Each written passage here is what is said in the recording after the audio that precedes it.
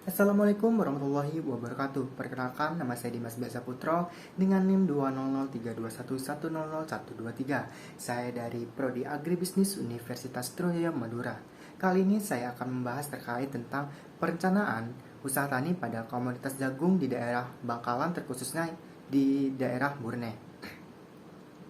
Mengapa saya memilih komoditas jagung? Seperti yang kita ketahui bahwa komoditas jagung merupakan komoditas pangan kedua yang lebih banyak dikonsumen oleh masyarakat di Indonesia selain dari padi dan juga beras. Dan menurut data BPS, produksi atau jumlah produksi jagung terbanyak yaitu ada di Jawa Timur, di mana dengan penyumbang terbesar berasal dari Pulau Madura, di mana Pulau Madura terdapat 4 kabupaten, yaitu ada Kabupaten Bangkalan, Sampang, Pamekasan, dan juga Sumeneb. Kali ini saya akan membahas terkait pada komoditas jagung yang ada di daerah Bangkalan, yaitu lebih tepatnya di daerah Burne. Baik, langsung kepada pembahasan, di mana pada aspek non-finansial pada komoditas jagung yang ada di daerah Burne, lebih tepatnya yang dimiliki oleh Bapak Mohrizal dengan luas sebesar 2.500 meter persegi dengan status kepemilikan lahan yaitu kepemilikan pribadi dengan masa tanam jagung selama kurang lebih 3 bulan sampai 80-100 hari hingga musim panen tiba. Selanjutnya itu terdapat perawatan dan juga pemeliharaan. Dibagi menjadi dua, yaitu ada pengolahan lahan dan juga pengendalian hama dan penyakit. Pada pengolahan lahan sendiri itu terdapat penyiraman, penggemburan, penanaman kembali, penyiangan, penimbungan, dan pemupukan. Pada pemupukan pertama diberikan saat tanaman tidak ditransparansikan. Pemberian kompos dilakukan dengan cara ditebar dalam alur-alur yang dibuat dengan jarak sekitar 10 cm dari barisan tanam sedalam 10 cm. Pemupukan dilanjutkan setelah tanaman berumur 4 minggu. Yang kedua ada pengendalian hama dan penyakit. Yang kita ketahui bahwa hama dan juga penyakit gulma merupakan salah satu faktor penyebab gagalnya panen. Oleh karena itu, perlu adanya tindakan mengantisipasi serangan dengan pencegahan yang lebih baik daripada pengobatan. Jika serangan hama terjadi, kita harus mengendalikannya sesuai dengan jenis hama yang menyerang. Baik, lanjut pada aspek finansial pada komoditas jagung yang dimiliki oleh Bapak Mohrizal. Diketahui bahwa biaya produksinya itu terdapat biaya tetap, biaya variabel, dan juga biaya tenaga kerja. Dengan total biaya tetap sebesar 34.444 dan biaya variabel sebesar 3.642.000 dengan biaya tenaga kerja 1.150.000. Yang dimana di jumlah yaitu biaya totalnya terdapat 4.826.444,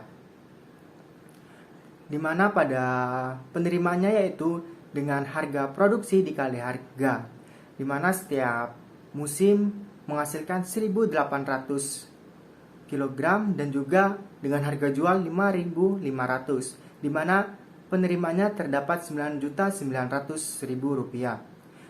Dan yang selanjutnya itu keuntungan diperoleh dari total penerimaan dikurangi total biaya, di mana pada total penerimaan yaitu sebesar 9.900.000 dan total biaya yaitu yang 4.826.444, dan diperoleh bahwa keuntungannya sebesar 5.073.556 dan RC rasio dengan rumus total penerimaan dibagi total biaya.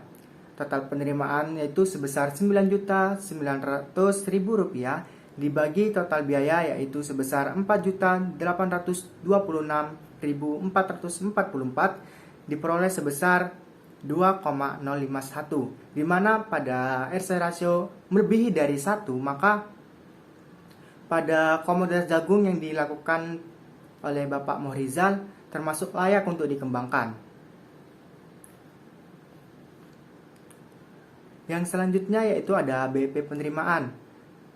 BP penerimaan diperoleh sebesar 54.673 dengan BEP produksi sebesar 877.535, di mana pada BP produksi sendiri ini merupakan posisi titik impas, yaitu Jika produksi yang diperoleh kurang dari 870.535, maka pada usaha tani komoditas jagung yang dikembangkan oleh Bapak Muhrizal ini termasuk kurang baik untuk dilaksanakan. Dan jika melebihi maka lebih baik. Dan pada BIP harga diperoleh 2.681, di mana jika Bapak Rizal menjualnya seharga kurang dari 2.681, maka Bapak Rizal akan mengalami kerugian. Dan jika menjualnya dengan harga tertinggi yaitu di atas 2.681, maka Bapak Rizal akan memperoleh keuntungan. Di mana selanjutnya itu ada payback periode, di mana diperoleh sebesar kurang lebih 3 bulan. Baik, yang selanjutnya itu terdapat sumber pembiayaan, di mana terdapat 2, kendala dan juga strategi maupun solusi. Kendala yang dialami yaitu masalah kendala biaya, di mana adanya keluarga atau tetangga dan juga rentenir yang memungut bunga pada saat melakukan pinjaman modal untuk budidaya jagung yang dilakukan. Salah satu strategi atau solusinya menurut saya yaitu dengan menyisihkan sebagian keuntungan produksi dan juga dapat bekerja sama melalui kemitraan dengan perusahaan besar, membuat koperasi desa yang membantu petani meminjam modal dan berpartisipasi dalam program asuransi. Dan selanjutnya yaitu terdapat program asuransi, di mana terdapat kelebihan dan juga kekurangan. Pada program asuransi terdapat kelebihan yang dimana program asuransi ini mengelola risiko gagal panen, menghindari hutang kepada tengkulak, dan menghilangkan kebutuhan petani untuk terlalu memikirkan produksi masa depan, dan mempertimbangkan nilai kompensasi kegagalan panen.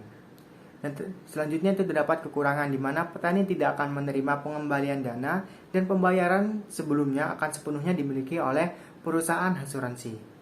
Selanjutnya terdapat kemitraan. Pada ini pola kemitraan yang cocok untuk budidaya jagung yaitu kerjasama operasional agribisnis atau KOA. Berdasarkan pada bentuk kemitraannya, merupakan bentuk kemitraan vertikal di mana perusahaan berbagi risiko dengan anak perusahaannya, dan juga dalam hal ini perusahaan bekerja sama dengan para petani pemilik lahan untuk menanam jagung. Peralatan produksi PT Agri Makmur Pertiwi diberikan sebagai benih varietas asli gratis tergantung pada daerah yang ditabur. Alasan perusahaan menyediakan sarana produksi berupa benih untuk menghindari biaya produksi yang tinggi.